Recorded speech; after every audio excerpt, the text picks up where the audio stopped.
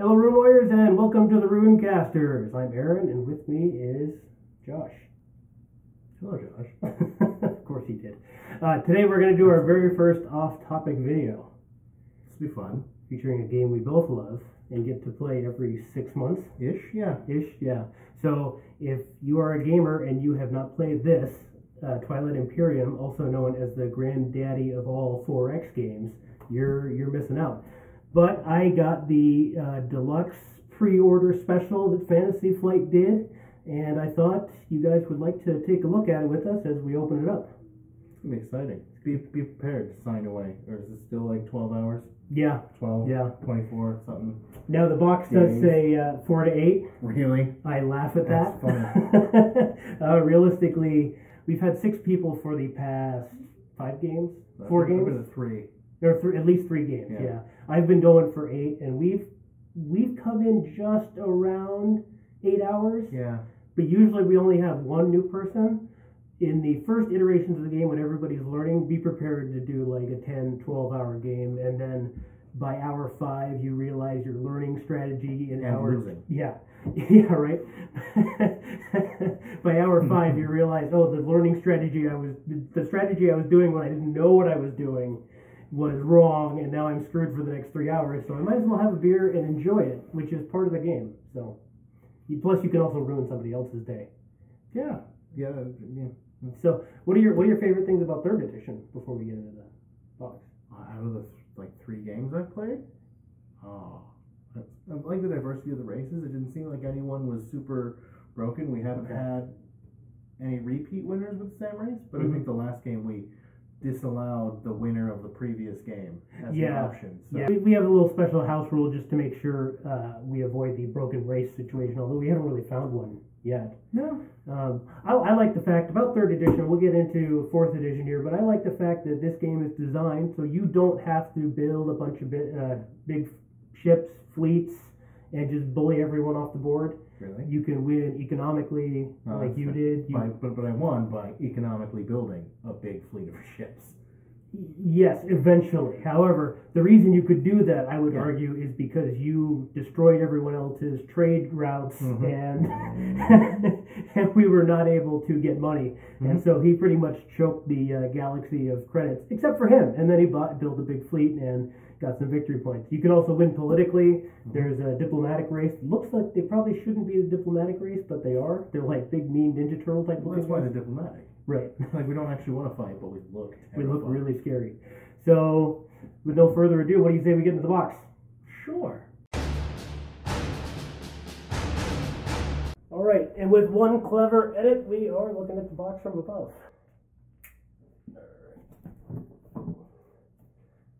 Big surgery on my special edition box here. Is the box special edition?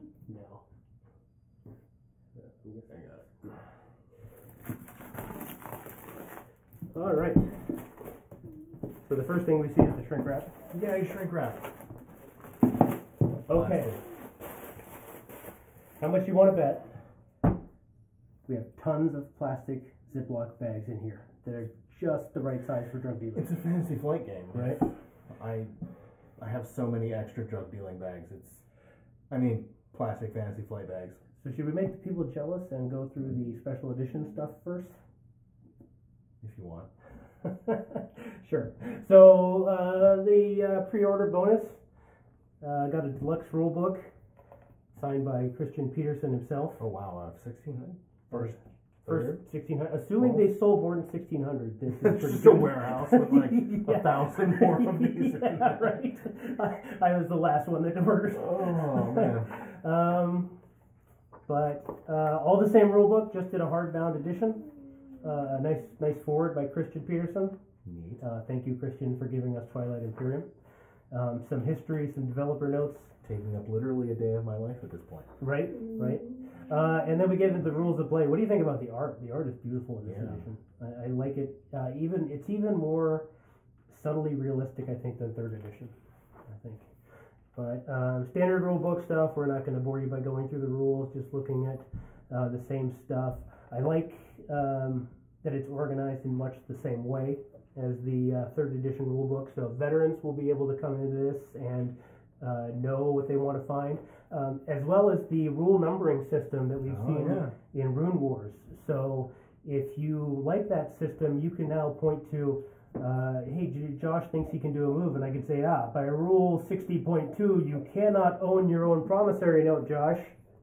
I don't know how that's going to come up yet, but so the rules are numbered, and some nice lore in this. So yeah, a little bit of added lore to the world. I really some great art in this one. Wow. And these guys were in the expansion, so we're seeing some of the 3rd edition expansion stuff come into the core game, as well as these guys. Did anyone leave the core game? Oh, that's a great question. I don't know. We'll have to look that We'll up. have to go when we thumb through the placards. We'll find out. And then we got some limited edition prints for the 20th anniversary. This is looks like the construction of a War Sun. Mm-hmm. Kind of like Death Star 2 from Jedi, but there's no way they would copy the Death Star. No. The War Sun is completely different. It's a sun. It's bigger. It's a sun. It's bigger. That's right. And then the game cover art with the 20th anniversary logo. So that's Game's been going for 20 years. Yeah, 1st edition. This is Fantasy Flight's flagship game. Nice. So, wow, that's good looking stuff. I might have to frame those. All right. Framing will be just as expensive as the rest of the game. That's right. Oh god. Okay. I'm just gonna grab this. We can throw the rest of the box away because we got. Well, come on! Everybody loves the catalog. We don't need the Don't catalog. you just buy Fantasy Flight games every quarter just to get the catalog? No, just me. Okay. I guess that's his opinion on the catalog. Yeah. No. Okay. Oh, we got a little bit different style of the. Looks like the planet. Tiles look a little bit bigger. Tiles look a little bit bigger too. That's true, and a little bit sharper. Mm-hmm. Oh, we got the home world logo in the corners. I like that. Instead of in the information, and we don't have the symbols for economy.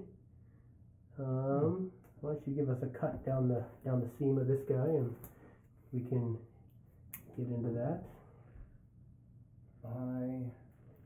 Come on. There we go. I'm on camera, and now I cannot use the knife. Editing. Yeah, it's us. I'm not going to edit it in post. Why would we edit it in post? I'm not going to lie. One of my favorite parts about these games is taking those things apart. Yes. Of course, Sitting there with the cardboard punch-outs, just... Twilight Imperium 3rd edition had everything on the sprue. Thank you, sir. Mm-hmm. So we'll see how that shakes out in this one. So let's see. We got a few planets. Oh, it's coming apart already. Yep. A couple double systems here. We got some of those more of the race command tokens. Symbols. Oh, and they're not flag shaped. They're little bullets this time. How do you feel about that? I'm not sure. It's probably more efficient, but I thought the flags were cool. Oh, now that's neat. That is a lot better. I like that is a lot better. Megatol Rex is also giant. Megatol Rex, yeah. Also giant. I'm guessing. I think I like them better as little bullet things, just because it'll be easier to handle. They will be easier to handle. I don't think they'll have the same cool factor. They're probably going to be easier to print. That's true. Oh, we got some economy. Yeah. Oh, look at this. This must be the new science. I like they're different. More different. More different, rather than just the color in a little colored triangle. Now they actually have a wheel and a triangle and an arrow and oh yeah. Oh, I didn't even notice couple that. Different. Oh, so the green wheel and the green tack marker must be different. Yeah. Oh. Huh. Ooh, this is going to get complex again. Oh, and again we have not only just the symbol for a wormhole, we have some art behind the wormhole. That's cool. Mm-hmm. The faction symbols haven't changed a whole lot. Oh, we got a little ringed planet symbol on some of these guys. So that must be a black hole. Oh, and they don't have the entire red border. They just have the little corners red. I like that better. Looks better.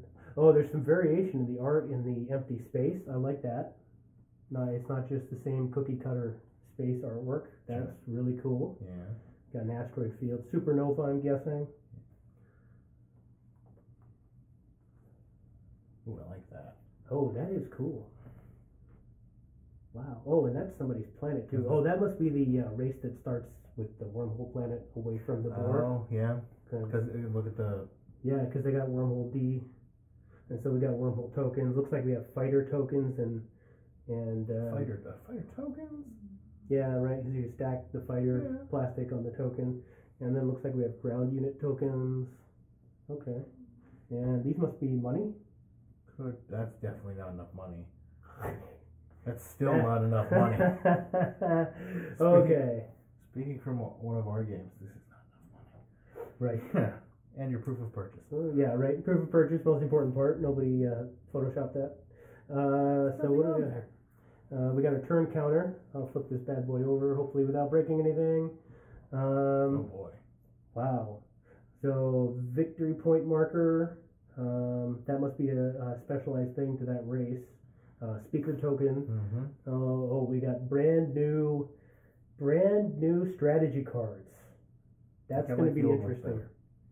Did you have you peruse these yet? No, I like the shape, color. Oh, okay. I think this is actually more efficient on the table because it looks like they got kind of the inverse thing, so they all make a square. Whether the other ones just fanned out, you know. So I like that we're back to 8 of them instead of 24 of them because I only ever played with 8. We only ever played with the 8. Actually, this January's game was going to be the first game we played with the expansion ones. And now we're not. And now we're not. Okay. Oh wow. Oh, I'm just gonna skip that real fast. Yeah. Sorry. Why don't you put that? That's neat. That is cool. These are very interestingly designed. And that's not cardboard. There's one of these for everyone. Oh yeah. I thought this was one, and then you just share. But yeah, look at that profile. It's a very thin profile. So is this race specific? Probably, because I imagine they go with... I don't know. This is ship color specific. Okay. Well, yeah. Yeah. So it doesn't necessarily go with your race, but it does go with the color of plastic you're using. And then we got the... Oh, those are the race cards. They are gigantic. If you want to play the race cards.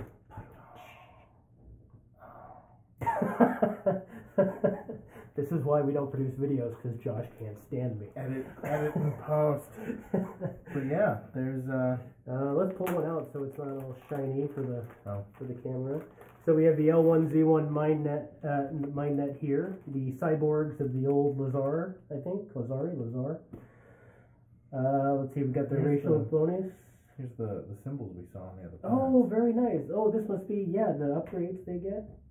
Yeah, okay. And then you have all your combat. Like, remember we got those little cards that actually had the values on them because we only had a table on the old cards. But now they've combined the old cards with the unit placard. That's much nicer. You got your commodities. So, and then you have looks like some lore, starting units, starting technology. So that's pretty cool. All right. Now let's get back to this. So we have a learn to play guide. Oh dear. Which is how Fantasy Flight has been doing things. Sure. Learn to play. Oh. Okay. Just like Rune Wars, you have the learn to play, Rune Wars, the lore and the rules reference. I like that. Okay. So for your first game / learning game, it's got some very basic overviews of rules. And then we go into the rule reference, and just like I showed in the hardbound edition, we got numbers and sub bullets of rules, so you can say Gravity Rift is 37.1. Were all of these in the rules reference? Because that book looks like it has more pages than... I'm going backwards. More pages than this does. Than these do. I think this is all 3 in 1. I think there's still extra... Yeah, because this one has the rules of play. So it has the special introduction by the Fantasy Flight designers. We got the rules of play. Lore Compendium. Which is 24 pages? How many pages is this? Well, it's damaged a little bit at the bottom. Oh, bummer. It doesn't have page numbers. I'm guessing it's probably pretty similar. I mean, it probably stops on... Oh, no, that's just creepy. There's the Gollum race. 11 pages, so it's a little bit longer. I think it's because this has full page art I can see that. in it. Yeah. Does that have full page art? Let's, Yeah. Center of that. yeah, sorry. Yes, it does. Oh, okay. Okay. It's not a Star Destroyer. Oh, okay. All right. So it's a lot like Rune Wars. You got the rules, you got learn to play, you got some extra lore. I'm already in love with this game Let's bust open one of them. because I was going to suggest yellow. yeah, yellow is a good bright color for the camera, Show up better on the... right? So if you guys had third edition, These look you literally know the the same. pain of doing the plastic ships.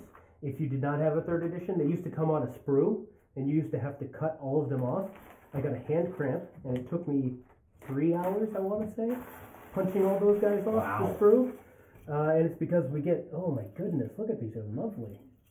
Station... War Sons, got your ground unit. Oh, your Destroyer. Okay, yeah. Was this probably your cruiser? No more Battlestar Galactica copies. Looks like your carrier. Dreadnought. Dreadnought. Looks like the Dreadnought. That must be the flagship then. A little bit of a change to the fighters. PDS. PDS, yeah. Oh, it actually looks like a gun instead Wait, of just a station. Because And that's station. What's that? oh my goodness. Yeah, the rules. We can look this up. Let's see. What? But is yeah, that? some of these are shaped a little bit differently. The carrier is not as long and a little bit more bulky. Mhm. I would say the Dreadnought looks exactly the same. Yeah, it does. Basically. Yeah, the Dreadnought. Yeah, kind of. The carrier looks very, very similar. The cruiser looks like they changed from a Battlestar Galactica looking cruiser to something unique. The fighters have a little bit more detail on them. And substance to the wings. Yeah. Yeah. And I like the way the infantry look. Also, the Destroyer looks more like a ship than whatever the heck it was before. Yeah, it looked like a kind of like a Corvette or something. It looked like it had pontoons. Yeah, that's true. Floating in space. I can't find it on here. So. The cruiser. Right next to it. What? Hmm? Oh no! I meant this guy. Oh. Like that's the War Sun. Yeah. That's the space dock. Is the ring still? Maybe this is an updated space dock? No, I don't know. Okay, pass me the rule book. To the rules. I'll let you play around with those for a bit. What is that? Our favorite game when opening a new game. So I'm conjecturing that once you're out of plastic, you cannot buy those parts anymore. So very nice plastic. You should pass me the learn to play. Okay. It's not in here. Lore. What are you? I must know. Oh, 2 halves of a War Sun. Oh, I see. Oh, okay. So you click them together, and then they're 3D on the board. I like that better. That's much cooler. Sorry, we don't have table view, but that's gonna look much cooler on the table. Yeah, and we only get 2. Did we only get 2 in third edition, or do we have 3?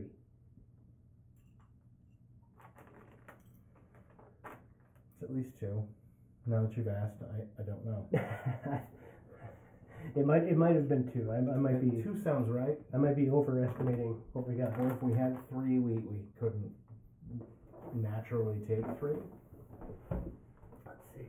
So we got blue, black, green, more of a forest green rather than a dark green. That's more of a maroon than a red. Yeah. It was bright red last time. It was bright red last time.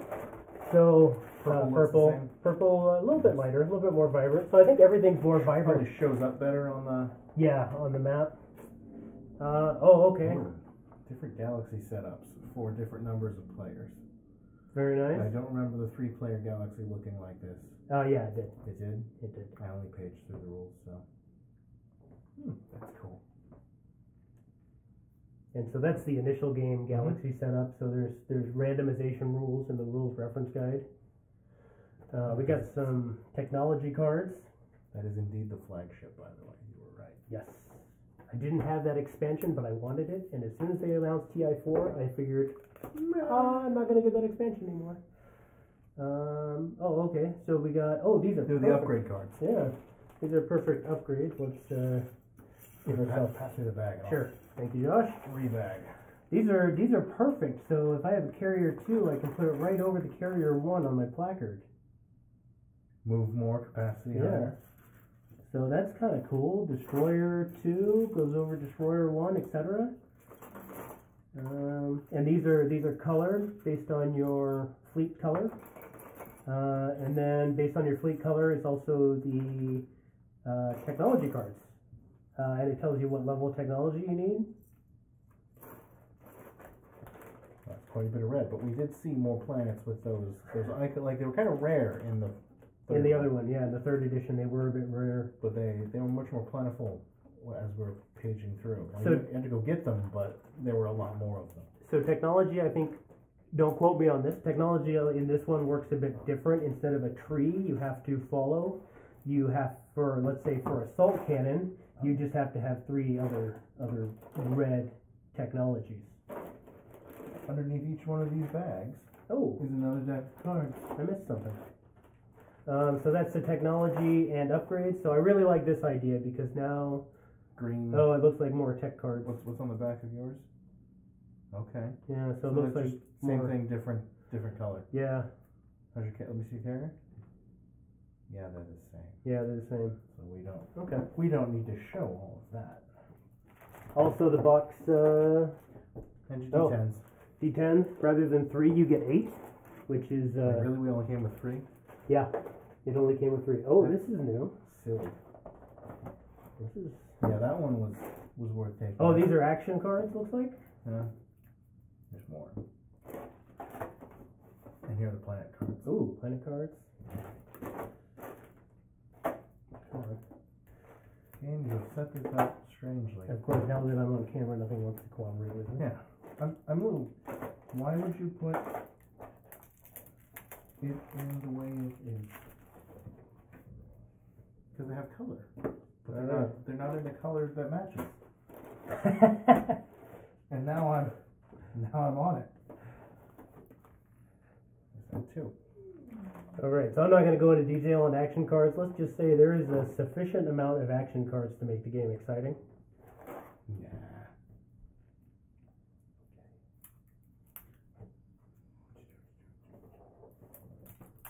Oh, this box. At least the boxes. You know, I will say, really fast, putting this in front of the camera, the box fits all of this stuff. That's rare for Fantasy Flight. And it has places for everything. I don't have to get a tool chest or a tackle box. This is everything you need. I love it. Fantasy Flight, well done. Great improvement. Alternatively, thank you for not breaking my wallet again. Right, now here's the real question. Do the card slots fit sleeved cards, do you think? No. Area of improvement. Something to improve on. Okay, it looks like we got these. These look like political cards. Yeah, political secrets. Oh, these might actually be those promissory notes. Since they are colored. Everyone gets their own promissory or their own kind of promissory. Yeah, and they have faction symbols at the bottom, so you can see. Like only certain races will get certain promissory notes. That explains it. Blue, yellow. Oh, those aren't those. I put them back in there. I will find them. Well, we're not getting all the dime bags, so that's a good thing. We have. Oh no! Where are my dime bags? What is up with that? He complains when he gets them. As soon as he doesn't get them, he wants them. I have a pile at home. I could simulate it. If you want to leave for like 15 minutes, right? I can put all of this in Fantasy Flight style. Maybe they didn't want to be the company with a reputation for. Right. Maybe the DEA said, "Hey guys, could you think about producing your games in a bit of a different thing?" Okay, so it looks like we got some victory point cards, some objectives here. Some more there. At least level 1 objectives. Looks like we got some political cards. So elect players, vote on new laws. In this game, politics is supposed to take a much more central role. You are mandated, I think, to do politics at the end of every round. Okay, so I like that. Politics in our games was mostly whether or not one player had the influence and wanted to do it. And played the political race, right? Yeah. Because if anybody played a race that was not solely advantaged in the political, they would not do it. I'm guessing these are, okay, so these are level 2 objectives. So control 5 planets and have technology, and have technology specialty. We got some secret objectives. Have 3 space docks on the game board. Control 4 industrial planets. Use bombardment to destroy the last of a player's ground forces on a planet. That sounds relatively easy. They're all 1 point though. Relatively. I wonder if that's because like it never happened. Oh, some of those things. Yeah. Some of those things there was just no way it was ever going to happen. Oh, that's a mulligan. We'll just have to wait. Yeah, we'll get back with you. Maybe we'll do another video or a blog post or maybe a review video based on how our game goes. Because unfortunately, we're not going to record that. No, I'm not editing 12 hours worth of video. So we got planet cards. I'm not letting 12 hours worth of us playing and getting told that we're doing it wrong. I get told we're doing it wrong enough. We get that enough with our 60-minute games. We love you guys. Yeah. Definitely not complaining. No, definitely not complaining. Actually, it's a great learning experience. Wow. It's a lot of extra cards. It is a lot of extra cards. Because I may have put the cards back, sitting under the color. And I don't think there's enough space.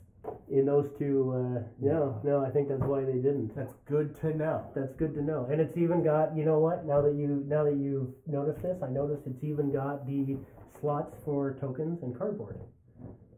You know, so you Which just extra cardboard? Like the tokens and the pop some of those out. We can try and put these away. Let's just something like that. So I have a sneaking suspicion that these are all going to fit. Yeah. But these bins are probably pretty handy for throwing stuff in. I can't imagine. So you are still probably going to want dime bags. Yes. I wouldn't want to fish all of that. I'm probably going to do what I did with 3rd edition and get the dime bag and put all the factions things in it. Do you need bags? Oh no! Are you kidding me? I play Rune Wars. I have enough of those bags.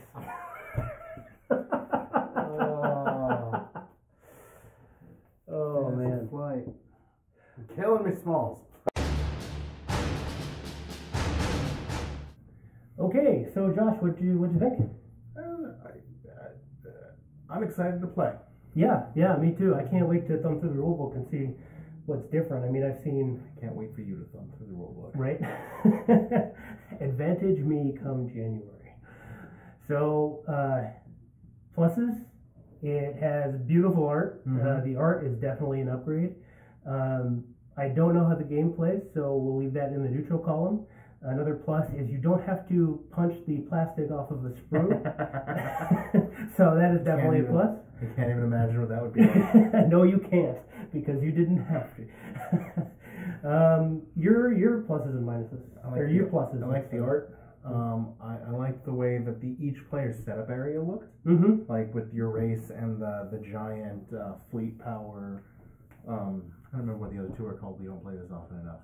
Logistics, fleet size, and strategy, or something like that. Yeah. I like the way that looked. Yeah, and the way it slid under the placard to kind of make a cohesive thing. That was really cool. That's a really cool design decision. Yeah. Any other pluses to come to mind?